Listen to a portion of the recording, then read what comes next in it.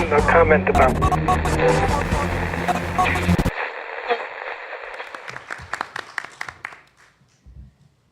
Okay, should I just go? Sure. All right. Is it all right if I stand? Will this pick up? Yeah, wonderful. All right. So. You should pick up the mic and take it with you. All right.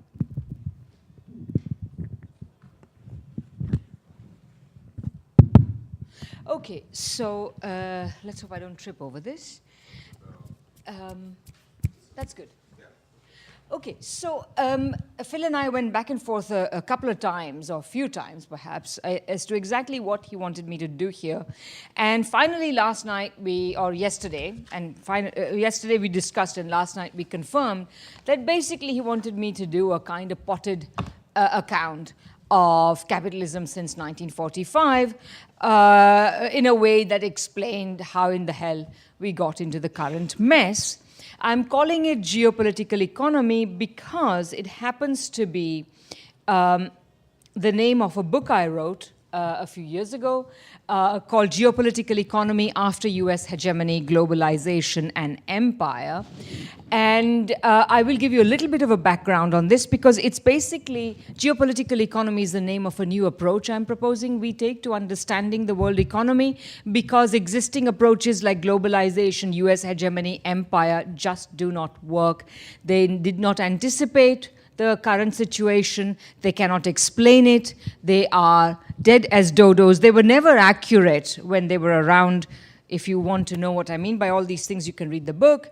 But let me just, since I have a short period of time and a lot to say, let me just plunge right into it. I should mention as a further preliminary that, of course, I tried to put together what I saw as the main points, but even now I realize that I've missed some main points. I'll either remember to bung them in or they'll come up in the question and answers, but let me just go and provide an outline. So the story that I have to tell to you today, and that I tell in this book, Geopolitical Economy, is a story of states, not markets, not the economy, but a political and geopolitical economy.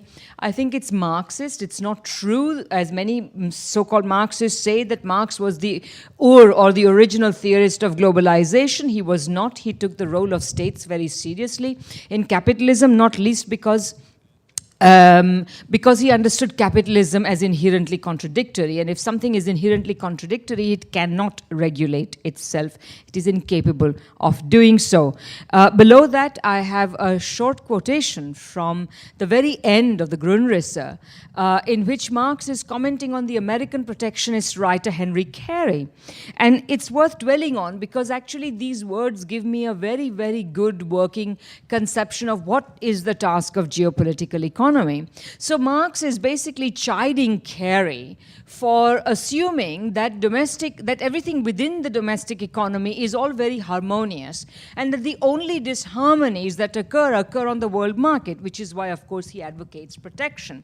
So Marx says, with Carey, the harmony of bourgeois relations of production ends with the most complete disharmony of these relations on the grandest terrain where they appear, the world market, and in their grandest development as the relations of producing nations. There's a lot embedded in these few words. Marx is saying, first of all, that there is disharmony both at the domestic, because that's what his notion of contradictions is all about. That is to say, capitalism is inherently contradictory both at the domestic level, and these fundamental contradictions of capitalism achieve their grandest manifestation at the international level, in the relations of nations. What Marx is saying here is that you cannot do international relations or international political economy without taking account of capitalism's contradictions, and you cannot do it without harnessing your idea and your understanding of these conceptions to explain why relations between states take the form of conflicts, wars, etc., etc. So Marx is saying a great deal here that we need to take account of.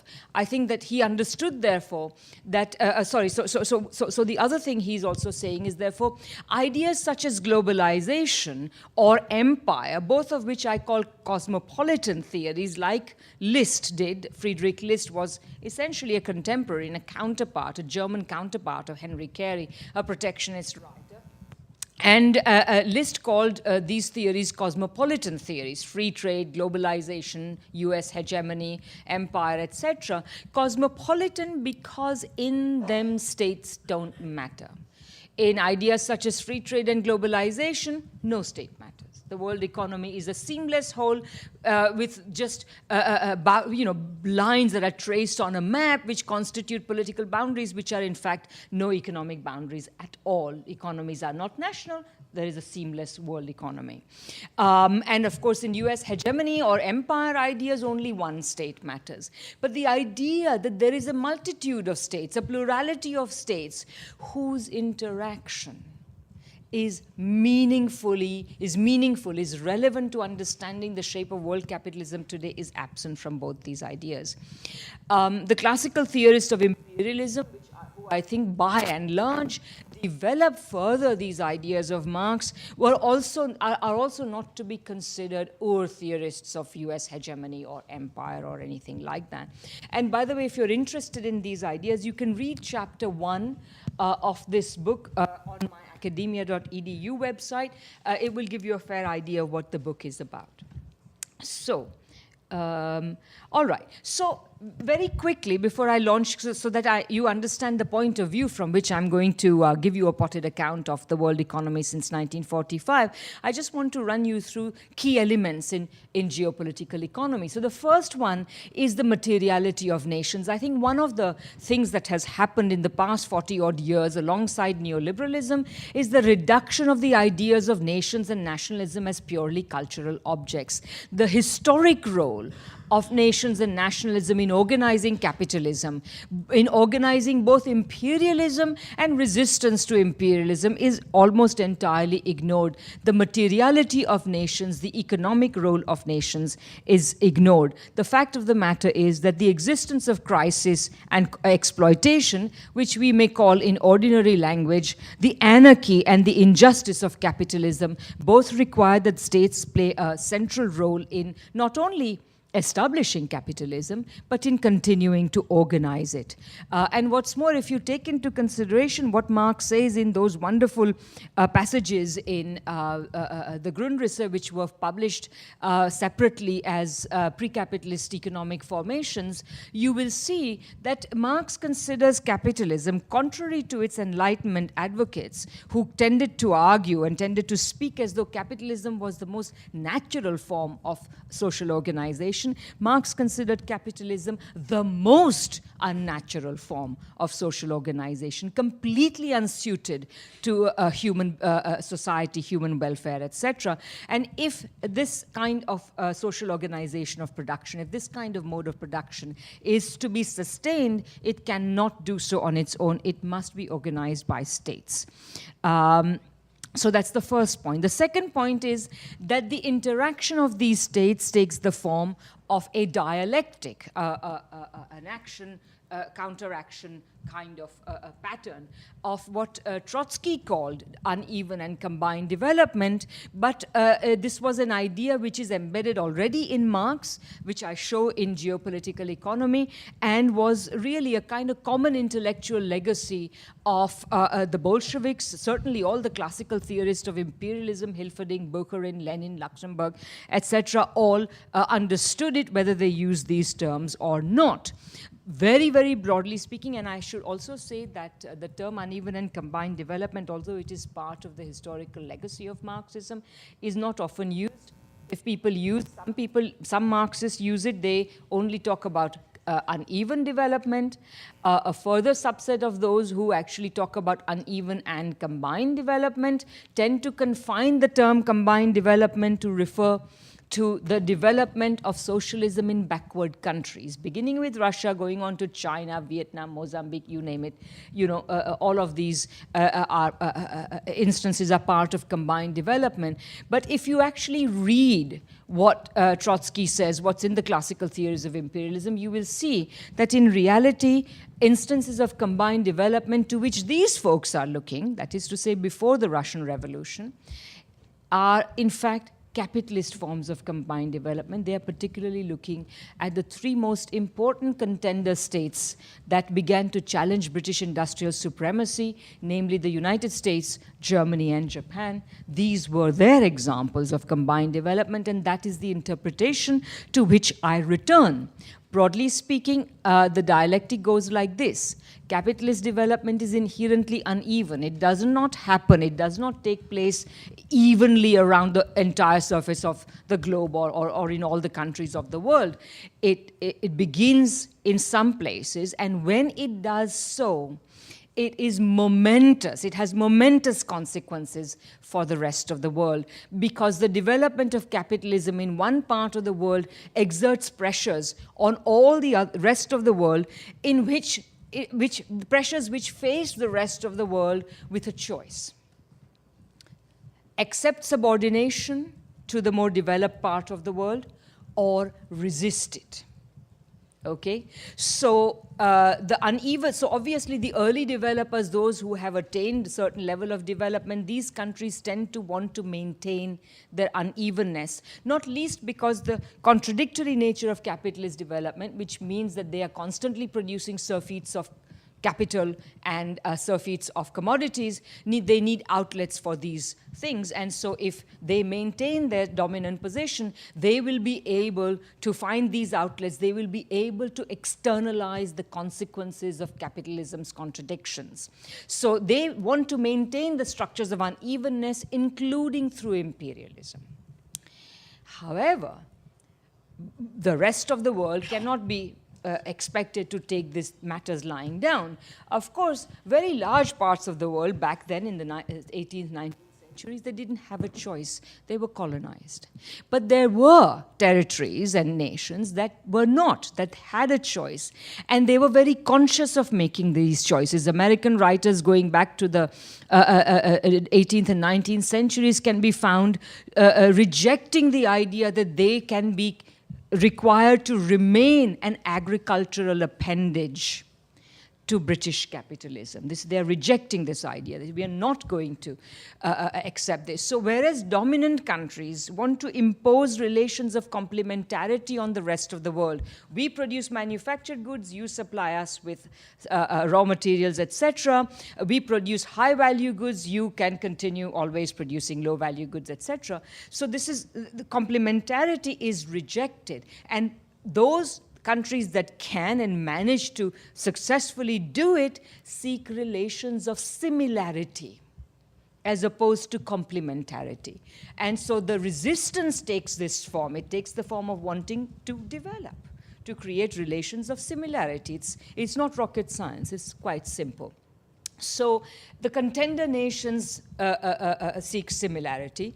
And the idea that the world is a seamless whole is actually an ideology of the dominant nations. It is quintessentially an imperialist ideology. Those of us who are into resisting imperialism might want to try and remember that before we start talking about how wonderfully global the world, or how lamentably global even the world economy is, because it is not global.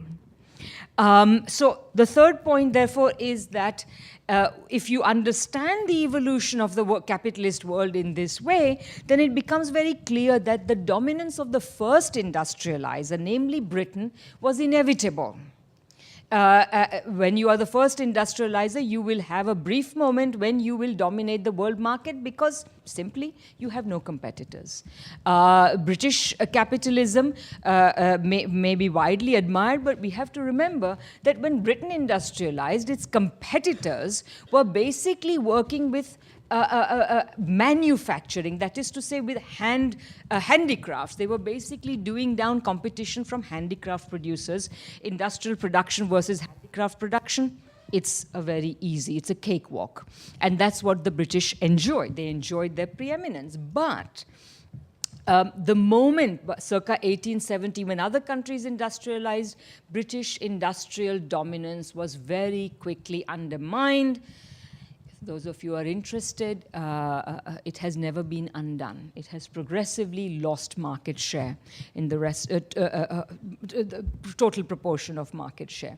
So British dominance of the first industrializer was inevitable, but given the fact that this dominance was already contested by not just one, but three important powers that began to industrialize, meant that the world had already become multipolar by circa 1870 and became progressively more so. Although, and in my book, an entire chapter focuses on American history and how American history of internal colonialism, constant expansion up to about 1890, and then beginning in the early 20th century, American policymakers begin to nurse the ambition of replacing what they see to be already declining British power, not just industrial, which has already declined, everybody knows that, but also the financial and commercial power that they did retain for several more decades. And this is the ambition, which is then given theoretical garb in the form of US theories of US hegemony, which so many people just swallow as though it were gospel truth. Well, we shouldn't swallow gospel truth either, but that's another matter. The United States wants to achieve dominance. It had already become the largest economy in the world before the First World War, but it had close competitors. Nevertheless, they felt that they had certain advantages and they could try to achieve this. But even then, they knew that they could never exactly replicate British dominance because Britain had a vast empire. It had become, by the time or the early 20th century, too late to acquire an empire. The world was already the world was not only already divided up between several fairly powerful countries, war with whom would cost too much, but it was also beginning to experience nationalism. That is to say, anti-colonial nationalism, nationalism of the sort that would refuse imperial domination by any new power. So the US settled for trying to make the dollar the world's money, as sterling was, and New York the world's financial center, as London was. Even this scaled-down ambition, however, I describe, as I show in my book, was never achieved. I'll come back to that later. So, and even today, I don't know how I'm doing for time, so I'm going to skip a little bit. But finally today, I can say that I show that the dollar was never stably the world's currency, and at least today people are already beginning, not just people like me who have been saying this for a long time, but even mainstream writers who have been talking about how wonderfully the dollar is serving as the world's currency are beginning to say that its days are numbered. Okay, so the final result of all of this, therefore, is that multipolarity, which begins more than 100 years ago, circa 1870s, has continued to increase. The world has become progressively more multipolar since then, and the current situation where the world's economic center of gravity is shifting away from the West and the United States, or rather, let me put it another way, away from the United States and the West more generally for the first time since the beginnings of capitalism, is merely a further advance of multipolarity. And I would add, by the way, today there is an election going on in Venezuela. So I'm just invoking Hugo, I mean, not for that reason, but Hugo Chavez actually came up with a very interesting term. He said we shouldn't talk about multipolarity because that sounds as though all these systems are more or less the same, but in fact they are not all the same. And certainly if we accept the idea of pluripolarity, then we can say that pluripolarity in the sense that Chavez meant it actually began with the Russian Revolution, where for the first time you got an attempt at a non-capitalist path to contender development.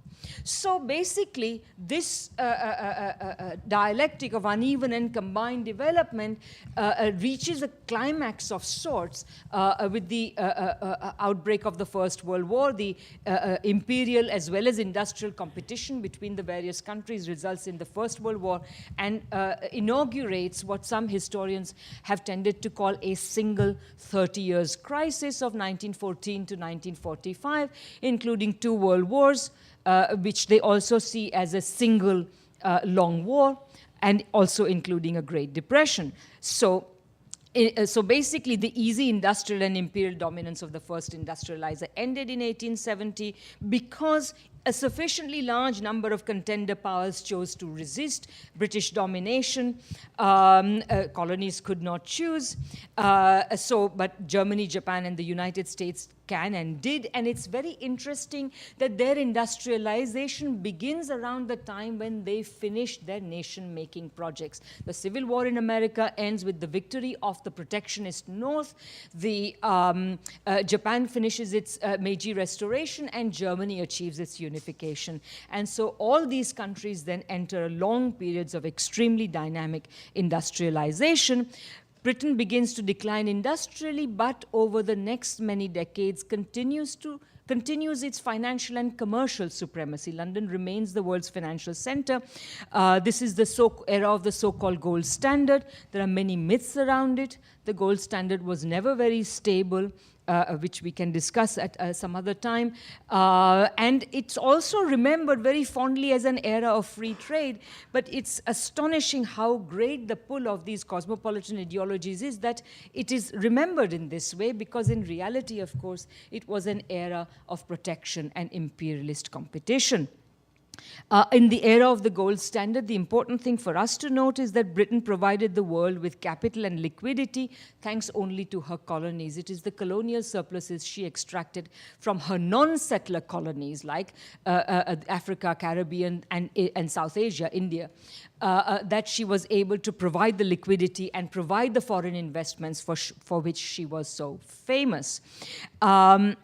And the export of capital, the recipients of the export of capital were chiefly the white settler colonies as well as the United States. So this is it's not just an era of protection, but Karl Polanyi, those of you who have read his The Great Transformation will perhaps remember that he refers to the nations of the time that he sees developing in the immediate decades preceding the First World War as crustacean nations, nations with a hard outside shell. So these crustacean nations become increasingly important actors. The First World War is a direct outcome of their industrial and imperial competition. The two cannot be separated. And it's very interesting that this 30 years crisis is also bookended by the Russian Revolution and the Chinese Revolution, demonstrating that the pressures of imperialism were being resisted by even backward nations by now. And when backward nations were resisting, for reasons we can discuss, they tended, insofar as they were successful, they tended to take non-capitalist forms of contender industrialization or combined development, whatever you wish to call it. So finally, we get to the Golden Age. So if this is the background, how do we understand the Golden Age? The first point I'd like to make is that everybody remembers that the United States emerged from the Second World War as the biggest economy, largest amount of gold, blah, blah, etc. People remember this and they take it as a kind of natural fact. There was nothing natural about this. The relative size, the relative importance of the US in the world economy, the relative size of its economy as a share of the world economy was a result of the war. It's very simple. The United States economy boomed as it never had in the war, in the Second World War as well as the First World War. In fact, if you plot US growth rates on a chart going back to the 19th century and plot them forward, the two biggest boosts to American growth are First World War, Second World War. okay? And if you bear this in mind, the tendency of the United States, I'm not saying that the rest of the world is innocent in this respect, but the United States has a special attachment to its arms industry. The arms industry has a special role in the US economy and in US exports. And that's partly the reason beyond the unreasoning militarism of the United States, the military-industrial complex tail wagging the American foreign policy dog, et cetera, et cetera. And so you bear this in mind. But basically, the United States is economically benefiting from both wars, whereas its European competitors are being destroyed by that war. So on the one hand, America is boosted. On the other hand, Europe is destroyed. Japan is destroyed. Of course, the US economy appears as relatively the biggest in the world. It has nothing to do with the natural dynamism or any natural dynamism of the American economy. I'm not saying it's impossible, but I'm saying that this was not so. So that's the first point. The second point is that after 1945, historical circumstances were such as to make the prospects for combined development even rosier. That is to say that it not only did, a number of things are happening. Number one, the Soviet Union continues its economic expansion throughout the post-war period.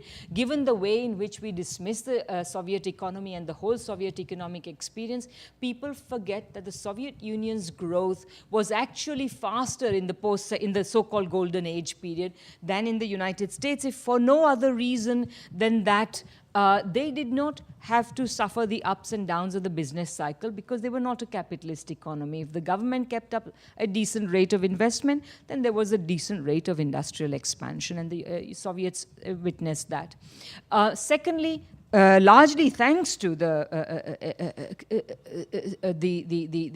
principled commitment of the Soviet Union to decolonization, forcing it upon the Europeans, forcing the Americans also to accept it, etc. There was decolonization, and decolonization meant that policy autonomy went back to these countries. Not all these countries handled it very well, but I'd like to, because on the left there tends to be a widespread assumption that we had imperialism before 1945, and if you think it went away after 1945, you are terribly naive.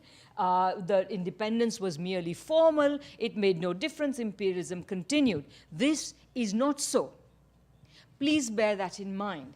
To give you just one example I like to give, India became independent in 1945. 1947. Between 1900 and circa 1950, if you take the entire period, that is to say the colonial period, growth rates were next to zero.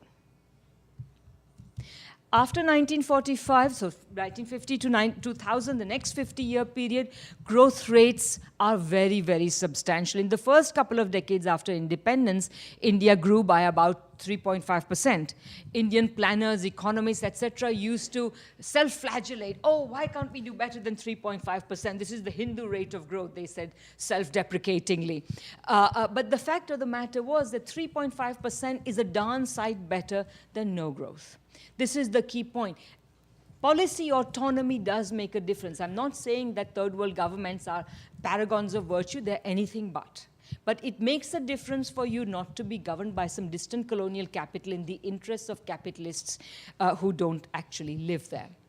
So even capitalist third world countries actually did develop, and that was the second point. And thirdly, because of the existence of the Soviet Union right on the doorstep of Western Europe, the United States had to permit Western Europe, and by implication the rest of the world, with far greater room for economic intervention by the state to promote industrial development, etc. Something it would rather not have done, of course, because as a dominant country, its interest was to impose relations of complementarity on the rest of the world. But it had to realize that if it did not allow Europe to revive, Europe would fall victim to the charms of communism. and the charms were quite considerable in this post-Second World War period. So as a consequence then, so if you go back to the Bretton Woods era, what this implies about it is that although the United States did its damnedest best to try to rig all the institutions that were brought into being in the post-Second World War era, the GATT, the WTO, the GATT, IMF, World Bank, and the United Nations, there were actually some serious limits to what it could do.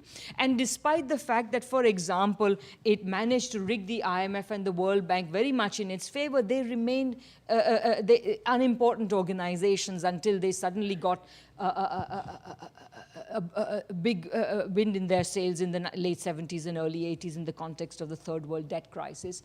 GATT remained not an organization which could impose free trade rules on the rest of the world as the United States would have liked, but a forum for negotiating and managing trade relations, principally through most of the first couple of decades between Europe and the United States.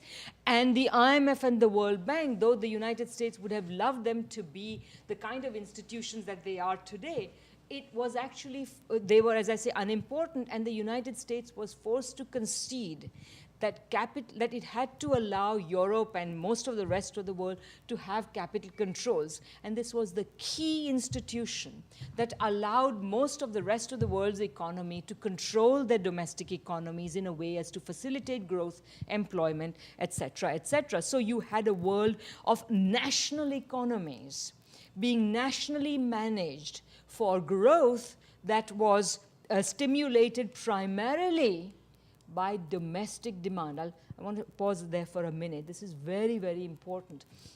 So,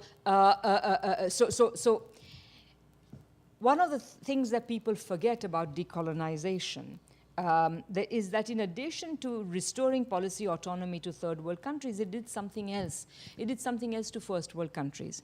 When you are a country, imperial country with lots of colonies, you can always expect your surplus commodities to go to your colonies. The moment you lose your colonies, what are you going to do? How are you going to expand your market? The colonies will be protecting themselves, trying to industrialize. So where are your goods going to go? That is why in the post-Second World War period, the consumption of Western working classes became central to the expansion of capitalism for the first time in its history. It was not so before, and neoliberalism has made it less so again. But this is the key point. If you want to look for a single reason for the dynamism of the world economy, it is, and the prosperity that everybody looks back to with such nostalgia today. You know why? How come we had this prosperity? How come working class people were able to attain decent standards of living? It is because decolonization made them central to their consumption central as a stimulus for growth. So we can, as I say, come back to discuss this further, but this is a very, very key point. Imperialism may have benefited Western working classes in the past. I'm not saying it did not, but decolonization in an odd way benefited them even more. 5 minutes? My God. Okay. So in this situation, there was rapid growth So the dollar, we are always told that the dollar has been the world's currency since 1945. That is not so. The dollar's career was extremely turbulent throughout this period. In the 1950s up to 1958, there was a dollar shortage because the United States, partially through arms exports and so on, was running a trade surplus. When you run a trade surplus, you can, the United States had no capital to export. So the only way it could provide liquidity was through deficits. So in the 50s, it was running a trade surplus. It could not provide dollars to the rest of the world economy. The moment other currencies, European currencies, became convertible in 1958, practically overnight there was a dollar glut. Throughout the 1960s, the dollar lurched from crisis to crisis. Managing this crisis was increasingly a problem. A gold pool had to be created as early as 1961.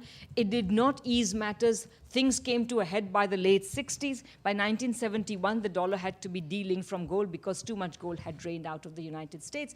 And since 1971, the only reason that the United States has remained, United States dollar has continued to perform the central role, it's not the only role, it's not the only currency that's used internationally, but a central role is because of a series of financializations to create demand for dollars, which is now no longer based on real trade or anything, but simply based on the activities of finance. You got the debt bubble, then you got the sale of US treasuries to the Japanese in the 1980s, then you got the dot-com bubble, then you got the housing and credit bubbles. So this was the only way to avert the Triffin dilemma, which said that if you supply liquidity through deficits, then basically the larger your deficits, the lower the value of your currency, so you are in a bind. So it's very difficult to escape that. In this process, throughout the Golden Age, the United States lost competitiveness.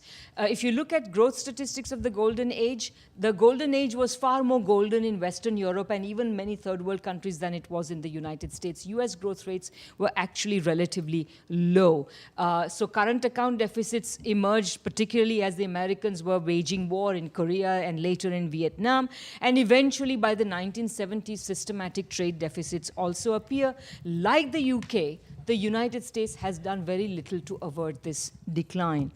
In this process, basically what you have is the United States kind of maintains its industrial capacity.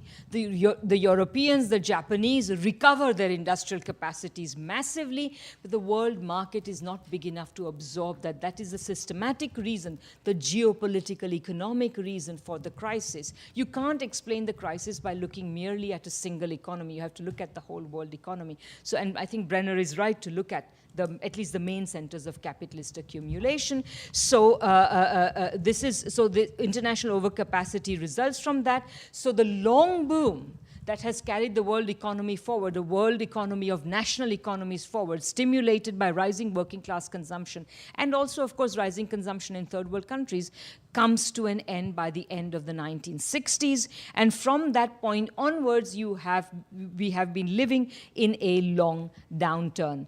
So just a quick chart to show you that shows you growth rates from 1961 to about the mid-2000s. And you can see that the bars, which are the growth rates for any given year, are far higher in the earlier period up to the 70s, and then systematically lower after that.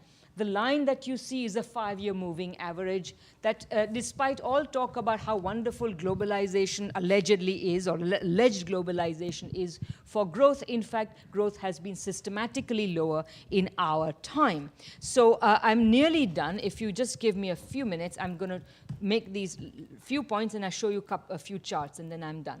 So overcapacity and overproduction persist because national economies are not dumb. On the whole, apart from, unless if you have Mrs. Thatcher as your prime minister, and she imposes a 25% cut on your manufacturing capacity, as she did to the British economy in the early 1980s. But beyond this horrific act of folly, largely animated by the strength of trade unionism in the UK.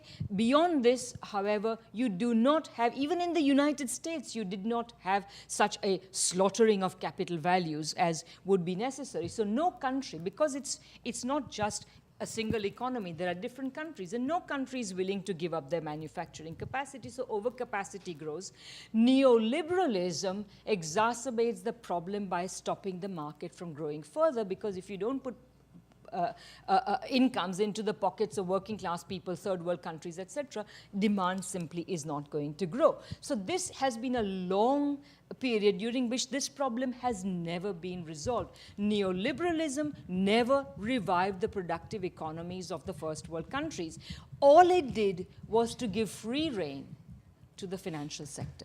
And so you have the financialization. So there is now, throughout this era of the long downturn, there is sharpened competition between the three main poles of capitalist accumulation: North America, Western Europe, and Eastern Asia, which today, of course, includes China. So neoliberalism, although it also imposed structural adjustment on most third world countries, imposing on them a horrific economic deterioration in many cases through the 80s and the 1990s. By the end of the 1990s, a different pattern was beginning to emerge. Okay, I'll come to that in a second. So there are two basic results of this long downturn pattern and dominated by neoliberal ideologies. In the West, basically neoliberalism only leads to financialization, and the 2008 crisis is only the most recent. I've rattled off the others previously. Throughout you have low rates of growth because you have low rates of investment, and quite frankly, capitalists are not investing because they're not dumb. If demand is not expanding, why should they invest? They need profits to invest. And the secular stagnation in which Japan has been since the early 1990s, it merely prefigured the secular stagnation that came to other Western countries later. In the rest of the world, however, those countries that could either resist a neoliberalism like China, adapt it to its needs like India, or resist it after initially being subject to it, like Russia and many Latin American countries, began to grow faster. And this is what has led to the shift in the center of gravity of the world economy elsewhere. This is why and this is not happening because of Western foreign direct investment. It's happening because of domestic, public, and private investment. So overall, we have a very different world configuration today. Trade is actually slowing, and I personally don't think this is such a bad thing, because as trade slows, one of the victims of the previous period has been that the Western world economy, most economies in the world have looked to other economies for their demand, which means they can afford to impoverish their working people. Okay, sorry, I should really, because otherwise I'm just going to stop in the middle. Just give me one more minute, okay? So if the consumption of your own working people is to be your stimulus, it can only be a good thing. And I think even, well, the Chinese have actually recognized this already. It's about time that we do as well. So this will require, therefore, a reversal of neoliberalism to create growth. So in the end, then, all I want to do is I want to just, I won't go through these graphs. Maybe I'll go through them at the end. But just I want to show you this picture. So rather than thinking about a spread of globalization or the domination of one hegemonic power over another, what you can see is that actually between, say, imagine from the late 18th century to today, what we see is a increasing multipolarity in the world economy as more and more new powers, important centers of production emerge in the world. I think I'll stop there. Sorry about that, but yeah. Thank you. Next we'll have Paul Apostolides. Give me just a second. Yeah. He'll be talking about the fight for time, day laborers, and the politics of precarity. So just give us a moment to get the technology ready. May or may not have technology.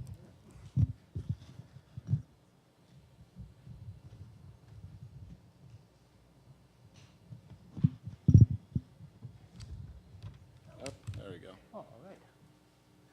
Okay. Thanks, everyone, for being here. Is this on? It is. All right. I'm going to sit because I've got notes here, and I'm going to wear my hat brim down low because you're all kind of invisible out there with these stage lights. But so we've heard a lot from Radhika about how capitalism and the relations between capitalist nations have evolved historically. I'm going to shift the focus to a view from below and talk more about the geopolitical economy as it relates to labor and how capitalism with regard to labor is entangled with migration, with racism, and with US militarism. I'm going to look closely at what some of society's most excluded and oppressed workers say about the condition of precarity that has come to define present-day capitalist society. And by precarity, as you'll see, I mean a composite of circumstances that Latino migrant workers in US cities face in extreme forms, but that working people throughout the economy are also increasingly confront. And these circumstances mingle precarious work and income with the bodily precariousness that comes not only from not having enough food and shelter, but also from never knowing if or when or how badly the work you do will damage you physically. This kind of precarity, I'll argue, flows directly from the finance-driven logic of contemporary capitalism, which accomplishes a peculiar act of metamorphosis. It transforms financial risk to capital into ever-present bodily risk to workers. Now, I've just finished a new book called The Fight for Time, Migrant Day Laborers and the Politics of Precarity, which Oxford is going to be publishing in the fall. And the research that I did for the book took me into the lively communities of work and political resistance at the two leading day labor centers in the Pacific Northwest. So one is Casa Latina here in the Central District in Seattle. The other is the MLK Day Labor Center run by the VOS Workers' Rights and Education Project in Portland. Worker centers belong to the expanding genre of alternative labor organizations.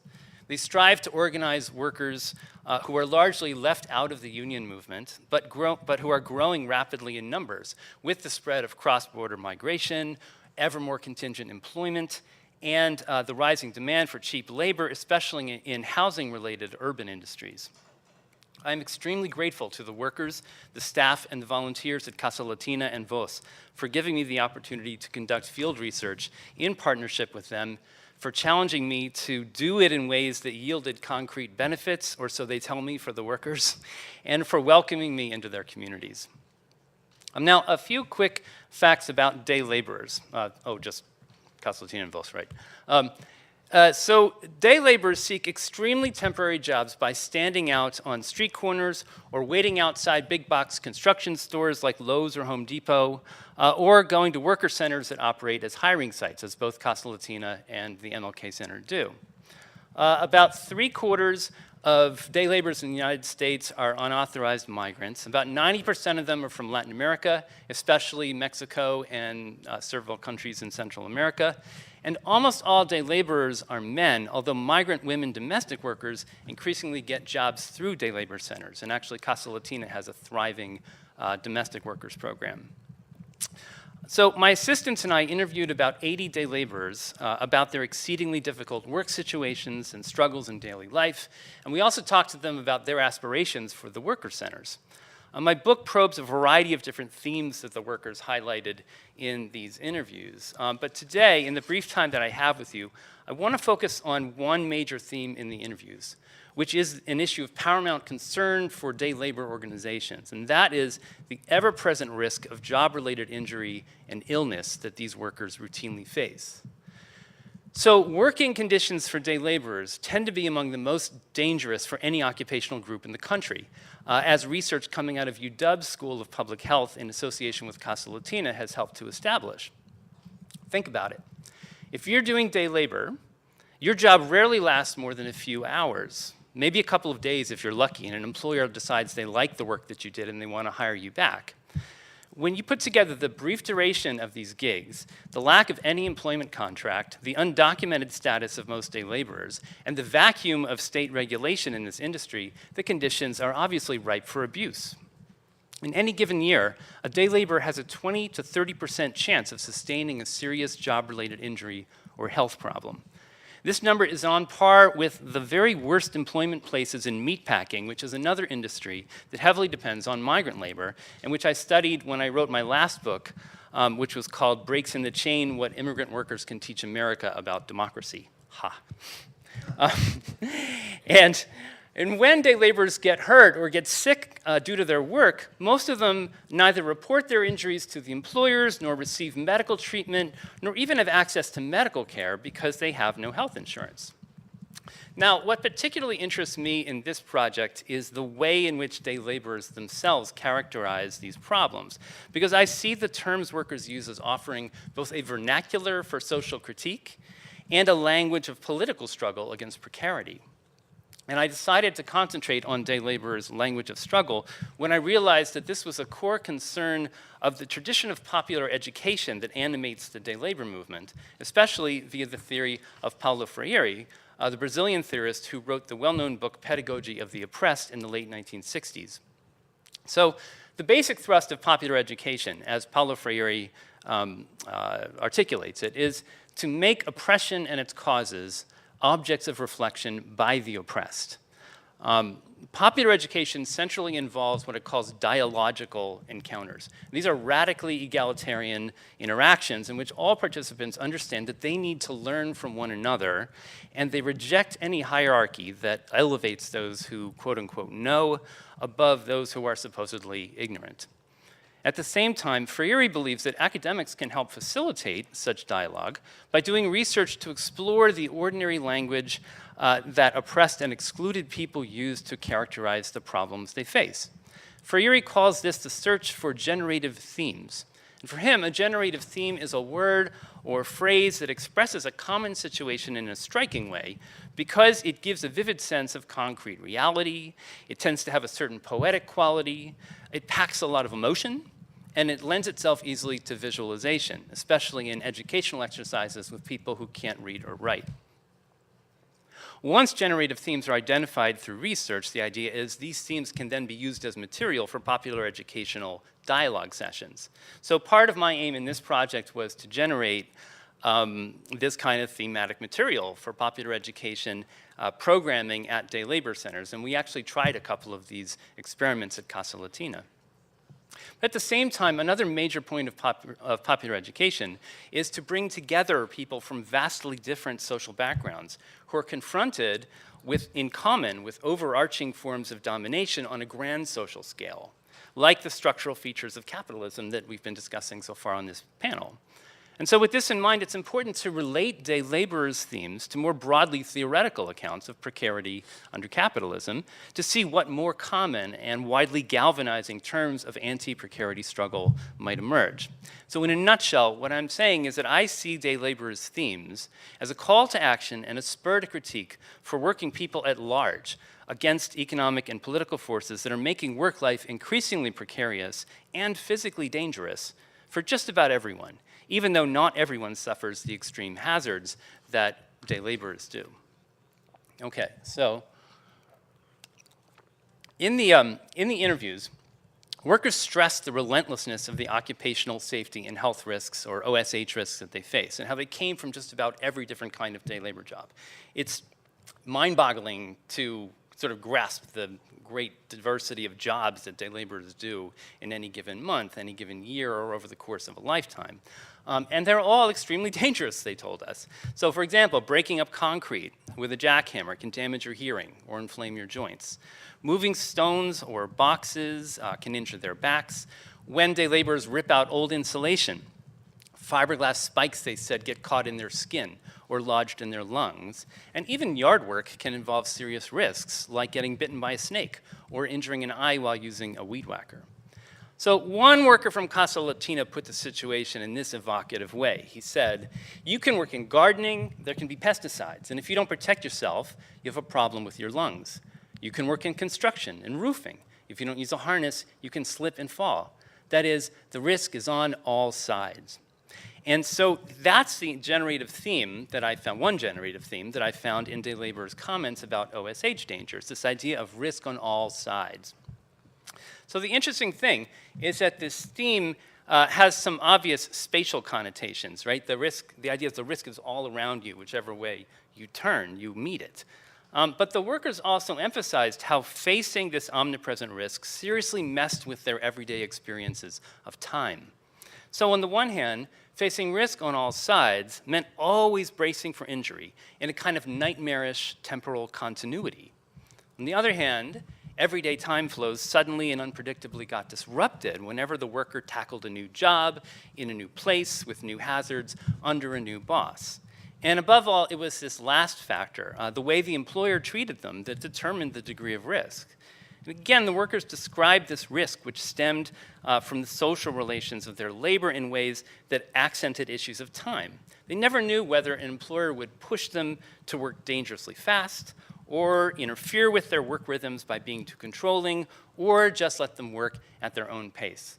I hope, by the way, that you're enjoying the graphic images here. These were recently created by a guy named Alfredo Burgos, who lives and works in El Salvador and has long been a kind of artistic partner with the day labor movement up here in the north. The workers also said that you could never be sure if the boss would provide you with safety equipment, personal protective devices, or PPDs as they're called, or if the personal protective devices that the worker brought with them would match the dangers of the job, would be sufficient. Faced with this confounding and this perilous situation, most workers, interestingly, did not just throw up their hands and say, well, we're simply at the mercy of fate when we go out to work, although some understandably took that position, but more responded by firmly embracing an ethic of personal responsibility for preserving their own bodily integrity. Another day laborer from Costa Latina expressed this point by saying, he said, I'm going to tell you something. Keep your eyes wide open is one of the most important things you have to do. Many times it's laziness. When you go to work, laziness is one of the things that causes you a lot of accidents. Going around like nothing matters to you. You have to focus on what you're doing. Have your eyes open.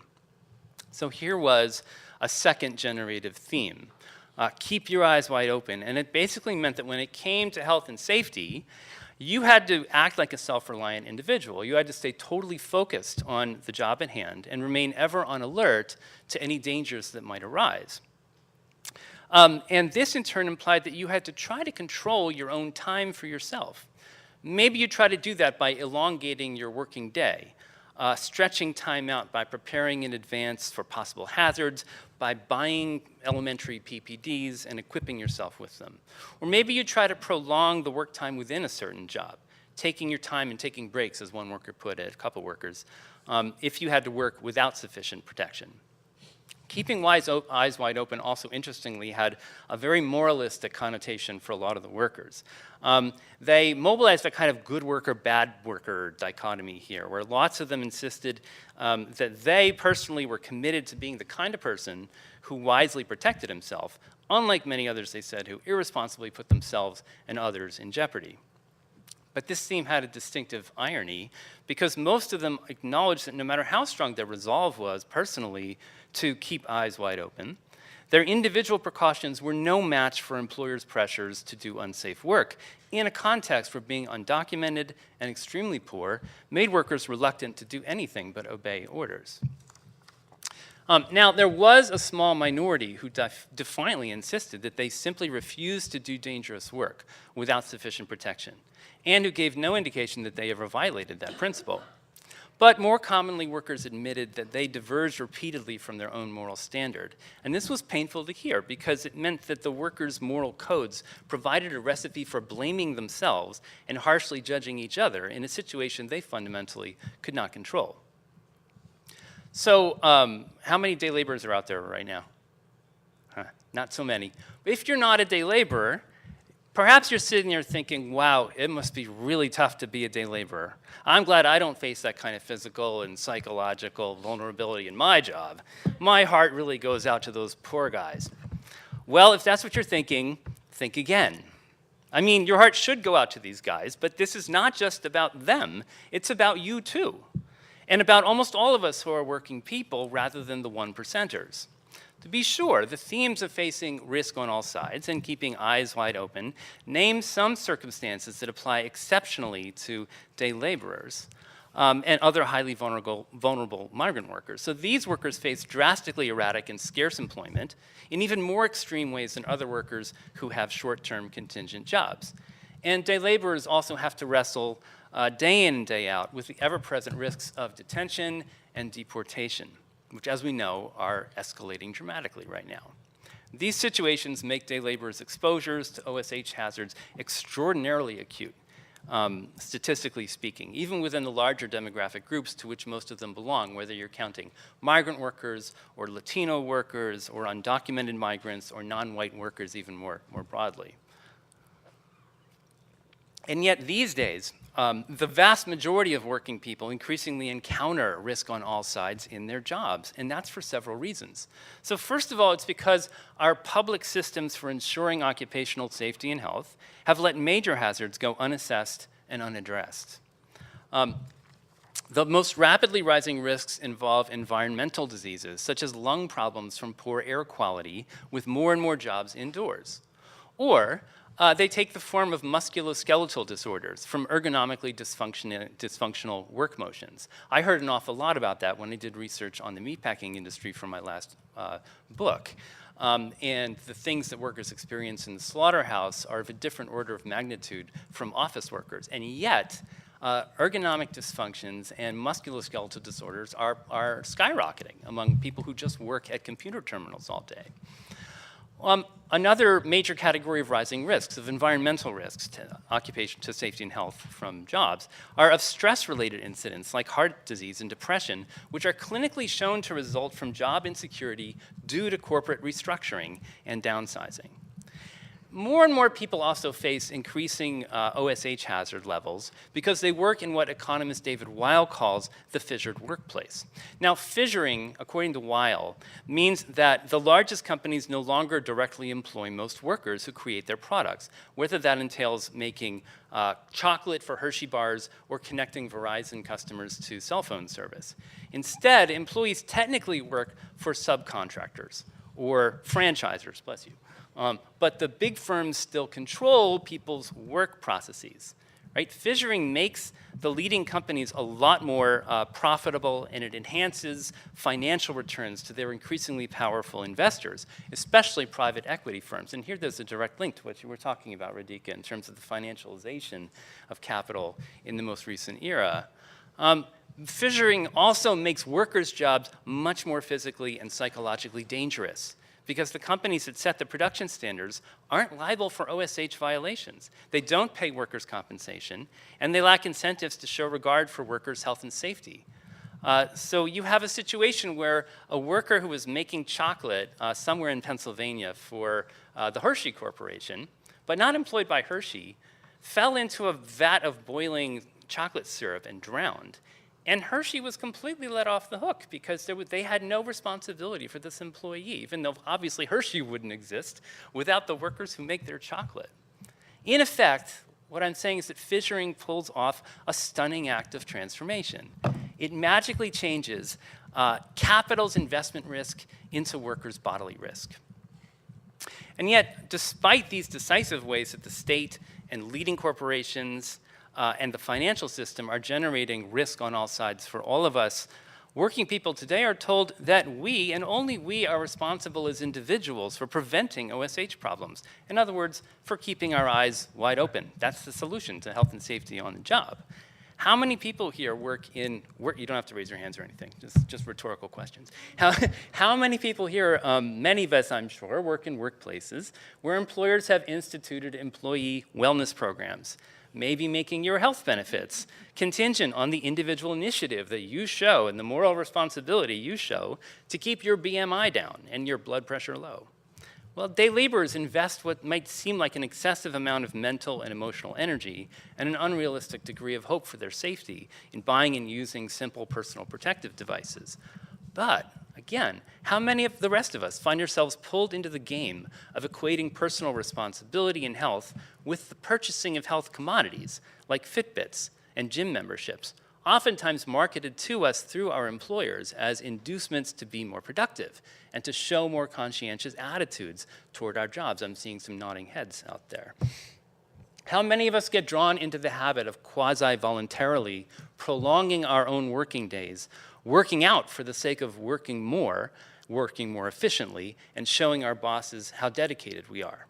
I'm not knocking staying healthy as such, and day laborers aren't either. The problem is that whether you're a day laborer or some other kind of worker, individual precautions, store-bought commodities, and moral resolutions are no match for structurally unequal power relations and the policies of major institutions. Okay, so now to conclude, the question is, how might day laborers and the rest of us, who have much to learn, I'm arguing, from day laborers, fight back against this situation? Well, partly, what's needed, I believe, is the continued strengthening of the organizing and mobilizing among day laborers, domestic workers, and other hyper-exploited migrant workers that groups like Casa Latina and VOS are carrying out right now, and the larger day labor movement led by the National Day Labor Organizing Network out of LA. Through these organizational activities, Leadership is growing within these populations of the excluded and oppressed. And as theorists from Latin American traditions like Paulo Freire and Enrique Dussel have argued, meaningful and dramatic political change absolutely requires leadership from the poorest and most marginalized. Popular education, making use of generative themes articulated by the people and identified through research with the people, can, I believe, contribute to that process of developing leadership and participatory energy from below. But we also need a broad effort to build solidarity among all working people to combat the structural sources of dangerous work. We need a militant mass rebuke of the fissured workplace, of the financialization that fuels that process, and of the moralistic personal responsibilization that normalizes its body-killing effects. Now, as leading organizations within the immigrant rights movement, day labor groups have spearheaded the hashtag #NotOneMore campaign for an immediate end to all deportations and migrant detentions. Even more broad-based organizing to take sides against the risk on all sides needs that very same spirit of not tolerating a single additional worker suffering death or debilitation on the job. Not one more technician falling off a cell tower, not one more domestic worker fainting from inhaling toxic cleansing fumes, and not one more downsized and laid off mid-level executive keeling over from a heart attack at age 51. Well, those few day laborers who told us that they'd committed to refusing dangerous jobs modeled the attitudes and actions such a political undertaking would require. That group of stalwarts is a lot larger today, thanks mainly to the organizational culture at Casa Latina that emboldens day laborers and domestic workers to think differently about OSH training based in popular education. A culture like that takes time to develop, and its political genius and fertility also lies precisely in the fight for time it wages against the contradictions that load everyday work time with constant bodily threats while also randomly disrupting the body time of work. How much better might things be for all people in our precarious working world if we all had the benefit of organizations like these to promote such strength, resolve, and solidarity among us? Or as I put it in the book's conclusion, what if working people raise a demand for worker centers for all workers? Thanks.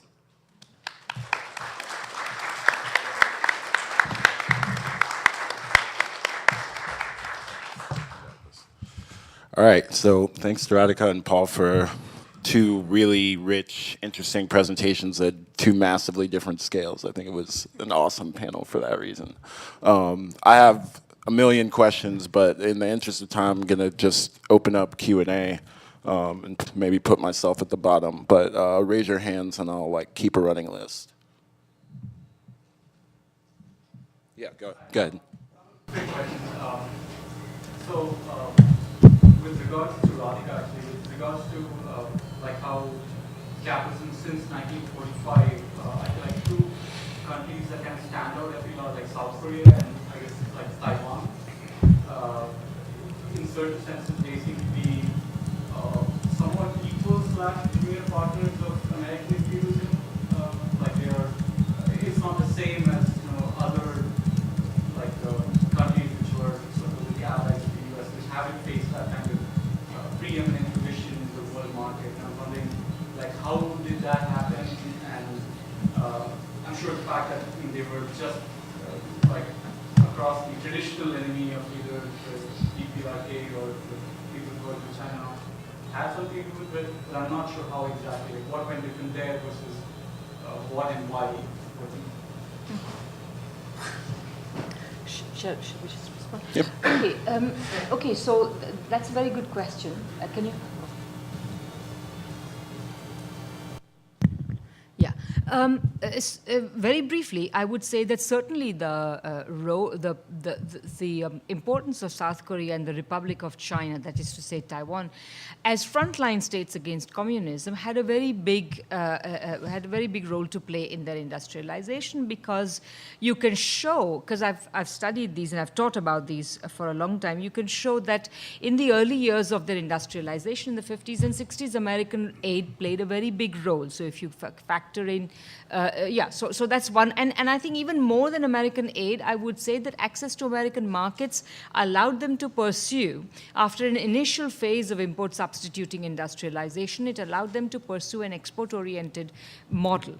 However, having said that, I'd just like to make one more caution. So there was a huge debate around these development experiences, which had, let me say, perhaps three sides. So obviously the World Bank and the IMF and others, they always wanted to say, oh, well, South Korea and Taiwan are shining examples of free market development, blah, blah, etc. Okay. Then there were dependency theorists who said that their industrialization does not nullify the dependency analysis because of their special importance to the United States. So had they been any old other kind of states, they would not have industrialized. And I would say that if we were still living, say, if you were looking at this in the 1980s, for example, this would ring fairly true. However, I would then like to add to that I think that from today's perspective, when a number of countries are industrializing, in particular China, or for that matter, other emerging economies, I would say that these people are not industrializing for that reason. You know, their industrialization is even more independent. I don't think that you can say that South Korean and Taiwanese industrialization is only of a dependent sort. This is not so, because once you go beyond a certain threshold, your industrialization does take on an autonomous dynamic in a certain manner of speaking. So that's what I would say, basically. I hope I've answered your question. Yeah. This is for Paul.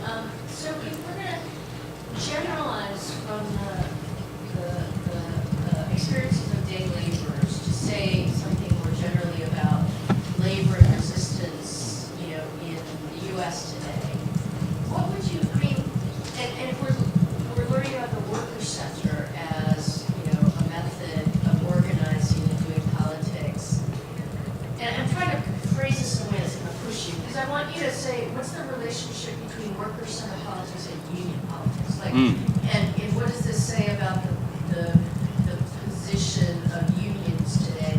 And I'm trying to phrase it in a way so you don't say, well, unionization is important too, but there's this, like, could I push you into saying, does this mean that, you know, given the kind of, you know, subcontracting logics of employment today, that traditional unions are just not going to be as important as something more like worker center? Like, what do you think on that? Thanks for that question.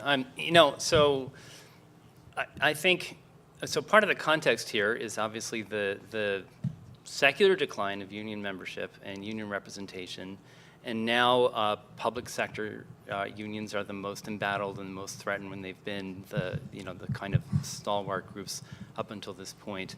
I mean, I wouldn't go apocalyptic and say the union movement is over and like we need other organizations entirely to take its place. I did this whole other project that was focused on a union, a Teamsters local union, that executed this remarkable movement for rank and file democracy and leadership from below, from within the Teamsters. They were also crushed in the end by the combination of Tyson Foods, the W. Bush administration, and the Teamsters Hoffa people, who didn't want them to succeed. And they lasted 10 years, which was amazing. But still, the deck really was stacked against them. And I think that so worker centers and day labor centers have been engaged since the very beginning in complex negotiations with unions all over the country. And things initially, as you can imagine, were pretty antagonistic because unions, construction workers unions, and the building trades saw day laborers as honing in on their labor markets and underselling them, undercutting their wages. But in tandem with the labor movement as a whole, and the AFL-CIO and Change to Win, like taking a turn around the year 2000 towards really taking the immigrant rights movement seriously, and generating not just statements of commitment, but spending money and organizing time on immigrant workforces. There's been a lot more interesting kinds of collaboration between traditional unions, like the building trades, the laborers, construction workers unions and day labor centers. Casa Latina actually has a pretty good relationship with the labor's union in Seattle. So I just think that, yeah, as you were saying, Kathy, like given the reality of workers in this precarious economy, and I think it has to do with space and time, and like the space and time of work. So when day laborers go out to work, they can be sent out, so they gather at Casa Latina on Jackson Street and 17th in this space where they all can be together, like, 40 workers on a low day, 80, 85 workers on a high day at 7 o'clock in the morning. And then they get sent out all over King County, right? They go to somebody's house in Bellevue, somebody's house in Kirkland, somebody in South Seattle, et cetera. So there is no kind of unification that happens among workers at the site of work. You need to create another site of work, and unions have been premised on people, going to work in the same place. The Tyson workers at the factory that was cutting up the cows in Pasco is not the reality for day laborers or for a lot of other workers. So I think, yeah, I mean, I think it's very fraught because there's traditional racism in the union movement, and there's there's the way that the deck is stacked against unions currently in the neoliberal economy. But there have to be cooperation, and I'm seeing like good evidence of cooperation. So let's go here. So first. So this is a question for both of you. Thank you so much for such a lovely panel. And I'm trying to put together these two scales. And the question is, on the macro scale, I heard you say, Radhika, that the underlying issue has to be the return to domestic demand from workers in order to stimulate growth. But from you, I hear the way in which migration is and other kind of movements and changes in fragmentation are actually working against a consolidation of workers fighting for a larger domestic demand. And so I was hoping to sort of bring these two conversations together about how it sounds almost as if it isn't as if the products are being exported, but that there is an actual change in workplace organization that is making domestic demand hard to generate changes. So I was trying to put those two together, and I'm wondering about both implications for the macroeconomy and for Radhika, do Okay. Obviously, the short answer to your question is with great difficulty. There is no doubt that 40 years of neoliberalism, 40 years of attack on the rights of working people, their ability to organize, bargain, et cetera, has actually tended to narrow the domestic market, et cetera, narrow the market the world over. I mean, this is one of the key reasons why investment is not picking up as well. And so that's one side of it.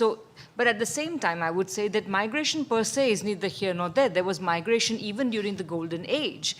And in those days, people did, although they were still subordinated in a certain manner of speaking, but unionization rates were not necessarily very low. So I think, and secondly, I suppose there are two or three sources of hope. One is the experimentation with new forms of labor organization that Paul is talking about, and I think that something like this will have to be. I have to also add one other thing, which I think Charu and perhaps you will refer to. When I was growing up, actually in my home city, I actually remember in India, I grew up in a city called Baroda, and at that time, back in the late 60s, 70s, India was still not, it's still quite poor, but it was even poorer in some ways at that time. And I remember that this was the way in which many workers were recruited. And I am shocked to see that this pattern is being repeated in one of the richest countries of the world. I mean, it's astonishing.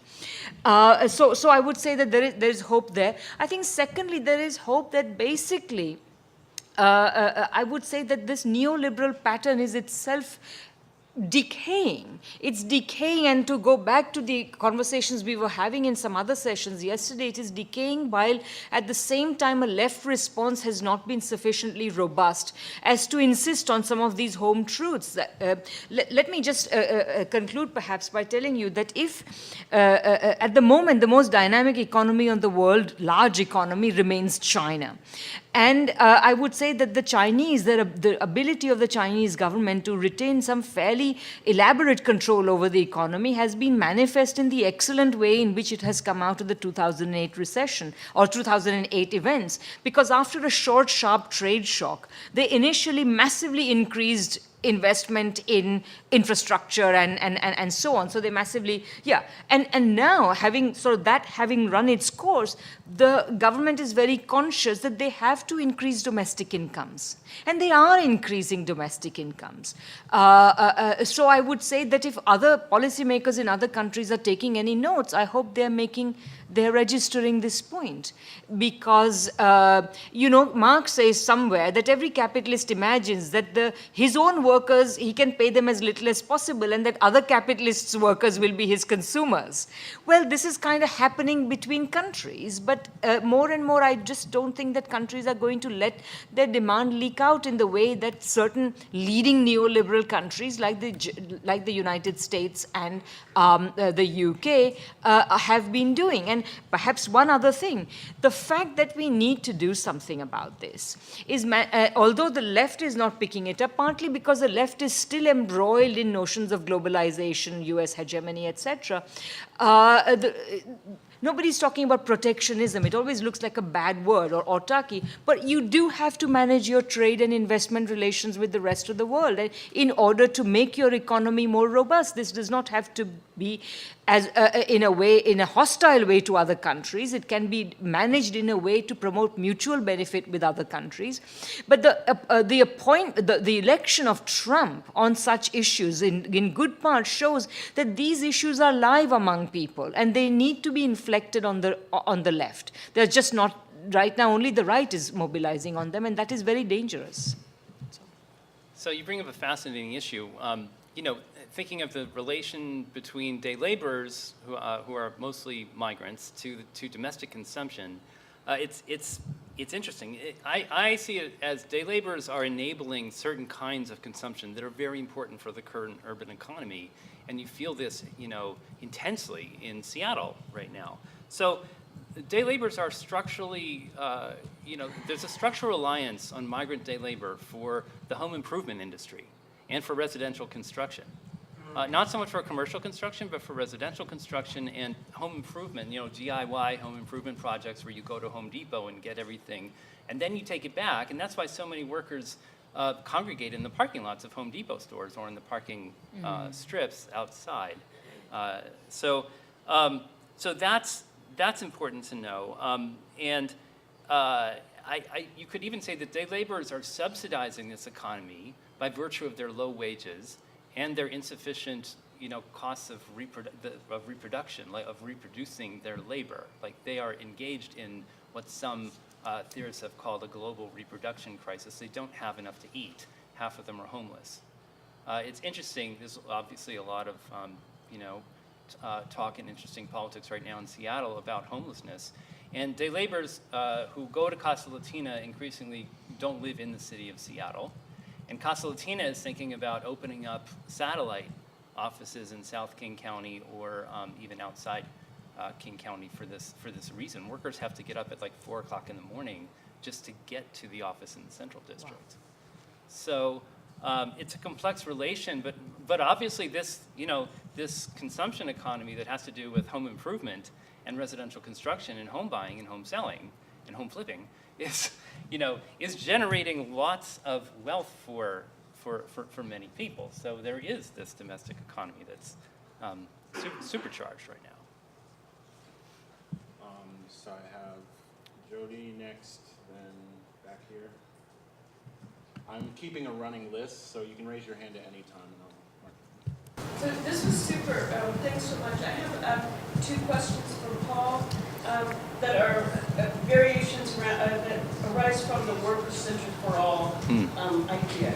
And so the first part, I was wondering if you could talk about, do you see what you're describing in any way in discussion with people who have been either critical of platform capitalism or talking about platform cooperatism, where there's got to be some way of dealing with the precarious positions of the gig economy? I'm thinking of Uber and TaskRabbit, Deliveroo, those kinds of jobs. Are you suggesting, or are you thinking at all about, as you're extending this, worker centers as some way engaging or any interaction with that stuff? And then the other question is, I was hoping you might talk a little bit about your thinking or choice of linking the day laborers to white-collar workers. And I was wondering, were you thinking, because your discussion of the physical or health hazards, I was wondering if do you have in mind still people with like good health care and human resource departments and high salaries, or are you thinking about flex workers and temp workers who are moving in, or and just maybe I was hoping you would talk more about the politics around your choosing to try to push an alliance there. Yeah. No, I mean, the Worker Center for All idea is something that I came to fairly recently. And so I must say that it's kind of where an idea that comes up at the end of the book, but I haven't fully fleshed it out. I think I might want to do more work on that. And I'm thinking precisely along the lines that you're suggesting, that other workers who are caught up in what's commonly known as the gig economy and platform capitalism, who don't have a regular work site. I mean, my idea of worker centers for all would be kind of like the radical critical counterpart to these new spaces. What are they called that are popping up in cities where you rent a space so that you can like have an office? Co-working centers, right? So they're, from what I've seen, fairly antiseptic and have no political, kind of intention whatsoever. The broader picture about what worker centers do, you got only just a vague glimpse of it in this presentation. But I mean, what I think is so exciting about them is that they blend a very practical and concrete focus on employment and people's jobs, and the fact that people need jobs to survive, with activities that distance people from the idea that work should always be and must always be the center of our life, and that our job is who we are, rather than something we do along with other things. And those activities include politics, essentially. They include like people gaining experience and gaining a desire to actually participate in grassroots forms of self-government and leadership development and learning how to advocate and engage in public speaking. And they include arts activities and cultural activities. The center in Portland has done amazing things in terms of like documentary videos and musical events and things like that. So yeah, I mean, I need to take the concept further. I also want to look at it historically and say, so what do you see if you look into the past and you're looking for analogs, at least in a hazy way, of contemporary worker centers? Are we talking about the workers' associations that Peggy Cohn analyzed from 100 years ago? Or are we talking about the Soviets? I don't know, but I think it's going to be a really interesting thing to find out. And then your other question was about white-collar workers, and was the question like, how do you? Then my question was, I was just hoping you would share how you decided to articulate white-collar office labor with the day labor, because the image in some of your language suggested that even white-collar workers with high salaries get health care, human resource departments, rather than temp labor. And so I was hoping you'd walk through the process. So, I didn't start out to write a book about time, but I was led to do so by listening to what day laborers told me were their main preoccupations when they talked about their work lives and their everyday lives. And the discussion always seemed to kind of gravitate back towards issues of time and a particular contradiction where, on the one hand, time became very homogeneous and generic and never changing in certain ways, and yet time was also constantly disrupted and made chaotic and rendered unpredictable and threatening in other respects. And So then I was reading, what actually happened was I was reading work in political theory and critical theory and social theory about time and temporality. And so there's a really fascinating genre of work about issues of temporality in contemporary capitalism and the ways that the temporal aspects of jobs in all quarters of the economy have been shifting during the neoliberal era. And this is what gave me the idea for, that these parallels were there and deserved to be thinking, deserved to be considered. And then I had this experience where, as I said, we did a couple of these experiments in popular education at Casa Latina, and a couple were with the workers. But we did also one event where there was a meeting of the volunteers at Casa Latina, and Casa Latina's volunteers they come from all walks of life in this region. There are people who are retired school teachers, who are software technicians, who are bus drivers, who are non-wage working mothers, all students, high school students, college students, all kinds of people. And when I put out there these themes of risk on all sides and keep your eyes wide open, I said, has anybody had sort of experiences that resonate from your world of work? Hands shot up. And people started telling stories about, being a freelance writer or being a nurse in a hospital and having experiences. Now, that's not white-collar worker necessarily, but they were in the room as well. And so I think there's something there. So we're going to take remaining questions in threes. So you had your hand up behind you. I appreciate both the talks. Paul's talking on day laborers. It seems to me that this addresses a debate on the left, which has been recently that there's a separate proletariat and a precariat, right? And I think that the way you laid it out, I think is really good in that precariousness is a feature of the whole working class. And actually, historically, precarity has been much more common in capitalism, right? And it's only been in the last 40, during the golden age that things kind of changed a little bit. So, but that's been a central feature. And just hooking on the neoliberals, I think that I'm a little more pessimistic about the prospect of the ruling class waking up and realizing that they need a domestic market. Because if you go back to the crash in 2008, 2009, it was clear from the very beginning that China had a better approach, that they were deflating the economy, defending, and that kind of stuff. And so you would think that maybe private capitalists around the world would say, hey, maybe this is a better way to do it. But instead they have doubled down on neoliberalism in general, and instead want to get the market by getting working class people to go further and further into debt. That seems to be the strategy. Just a couple of quick examples of that. The University of Washington is known as a progressive liberal institution, blah, blah, blah. Okay? That's what they present themselves.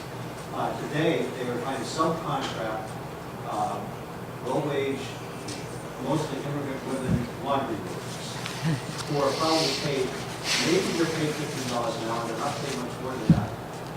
And that's too much for the University of Washington. They want to subcontract that out. At the same time, they're facing potential. They just had a strike by the grad students. They may have another strike soon by the grad students because they wanted to offer 2 or 3%, and the grad student, because of the cost of living here, they can't afford it. There's health care, there's all sorts of other issues involved. But there's an entrenched opposition to anything but austerity. So I think it'll take a lot of struggle. Hi, I'm interested in your views on to what extent the restrictions on legal international labour mobility are creating these issues, the relationship between migration policy and these issues. And linked to that as well, whether the day labour centres and movements are collaborating with labour movements in their home countries around living standards in their home countries, which are, I presume, as bad or probably much worse than in the United States as well.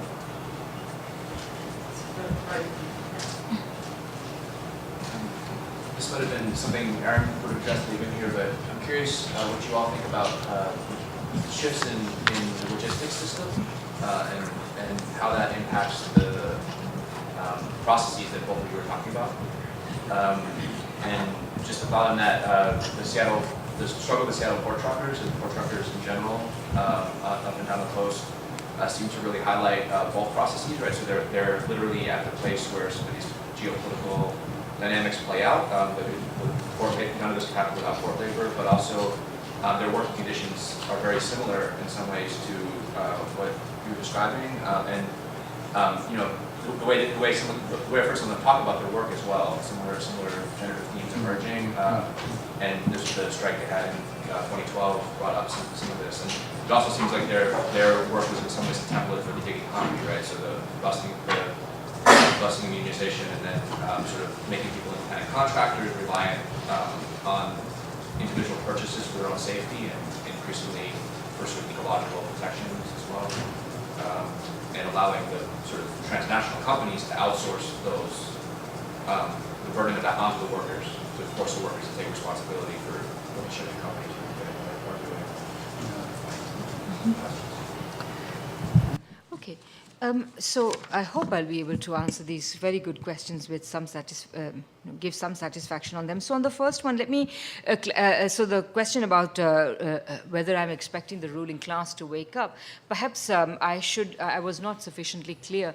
The reason I stress the decay of neoliberalism and the kinds of solutions it offers is not because I'm expecting the ruling class to wake up. It's because I think too many on the left have been lionizing capitalism too much throughout the neoliberal decades. We feel, as I was saying yesterday, I feel that much of the left does not have a Marxist conception of capitalism with its contradictions, etc., but a Schumpeterian one, that somehow it is a Promethean, prodigiously productive system which can always be relied on to at least deliver on the productive side, then will take care of the distribution side. And this is not, it is no longer so. It is not so, and that's what I feel that the left needs to understand, and that's why I stress the decay of neoliberalism. It's not like I think it's going to be magical. Having said that, I did read in the paper 2 days ago that one of the leading capitalists of this country, Michael Bloomberg, proposes to launch a new World Economic Summit, a kind of counter Davos, which would be focused on China and to learning from China. I don't know what he means by that, but I found that a little bit intriguing. Who knows, he might want to learn the worst things from China and not the best, but that's another matter. I think that the question of international capital mobility that you were raising, we discussed this in somewhere else a couple of days ago, well, yesterday or something, but anyway, I guess my response would be that, you know, well, let me just begin at the very fundamental level. You know, if you read chapter 25 of volume 1 of Capital, I would think that you may derive from that a very simple point, which is no migration, no capitalism. By which I mean that basically capitalism tends to be a system which needs to be able to suck in huge quantities of labor and spit them out alternately. And you cannot do that unless labor is highly mobile. So migration is part of the history of capitalism, number one. And there was already a lot of migration. As I say, throughout this period, this country could not have been settled without migration, et cetera, et cetera. So, you know, so all of that is there. And so I think that migration only creates problems when the working class is essentially mobilizing in a way that either discounts or ignores the migrants. So I think that if you are organizing in a way that includes migrants, there is no need for working class solidarity to break up. And I should also add that this will be greatly aided by a realization that although the mainstream press tends to portray migration as this inexhaustible source which needs to be held back and then sort of some people trickle in, actually migration takes very definite patterns, forms and paths. And I think that if we understood those better, took seriously these people rather than just thinking of them as numbers rather than individuals, etc., I think that, I mean, that's the only way anyway. I mean, I'm not, I don't, the capitalist class only wishes to, on the one hand have migration, on the other hand keep up a high decibel rhetoric which is racist and anti-migrant, so as to keep the working class segmented, into different constituencies. So they are only going to divide and rule. It is up to us to unite and resist. I think that could be the only thing I could say. Perhaps I'm being too general. On the logistics systems, I guess I wasn't sure I entirely understood your question, but I did want to say something earlier at something that Paul mentioned. And it seems to me that very often people think that outsourcing, which is done, which you talked about, that there's always some other company that seems to be doing this work. This kind of outsourcing is generally put down to technological possibilities created by ICT, and it is put down to, these kind of, low wages and that sort of thing. But another really important thing that happens with outsourcing is the downloading of risk. What outsourcing does is it actually gives to the smaller producer a higher degree of risk. And the large corporation, it remains. So very often the outsourcing company itself is perhaps slightly, how shall I say, it's bearing an undue amount of risk and is perhaps oppressed in some fashion, but yeah. Yeah, no, I appreciate that reminder because, I think with regard to logistics, day labor is very low tech right now. But I think what happens is that the relationship of irresponsibility of employment, where the employer has no responsibility for the worker's safety, that's kind of encapsulated in the world of day labor. But it's existing courtesy of logistics that enable, subcontracting and contracting out on the much larger scale in major enterprises, including, as you mentioned, ports, which are fascinating to be studying right now. So I think there's this kind of there's this way that day laborers kind of embody in miniature this, and the world of day labor employment embodies these larger trends in miniature. There's a really fascinating emerging literature about logistics and the effects on labor conditions in ports in particular. There was a multi-site research project out of Australia, but including sites in Calcutta and also in Greece. It just didn't come, it came up with all these ways that logistics are structuring labor, but not really enabling political resistance. So I think that book is still to be written. On proletariat and precariat, just quickly, yeah, I think you're right. These categories are I think they're blurring. Day laborers blur them because the people who work day labor are sort of shifting through various kinds of jobs elsewhere in the economy. They work as meat packers. They work in factory jobs as long as they can hold them until they become too injured to keep them or until they just get laid off. And so there is no, I don't buy that there's a precariat and a proletariat and they have to work together. Those are the same groups. And then in terms of day laborers and the home relationships to their home countries, the home countries mainly emerged in the interviews as sites for learning, not learning much about occupational safety and health or acquiring habits of you just got to be tough and it's just part of hard work. With that said, though, there are some really interesting transnational organizing efforts that are going on among day laborers, but even more among domestic workers and the National Domestic Workers Alliance and its involvement, for example, in getting labor rights into the International Labor Convention for domestic workers as of 2011. All right, unfortunately, that's all we have time for. Please help me thank our speakers. Thank you.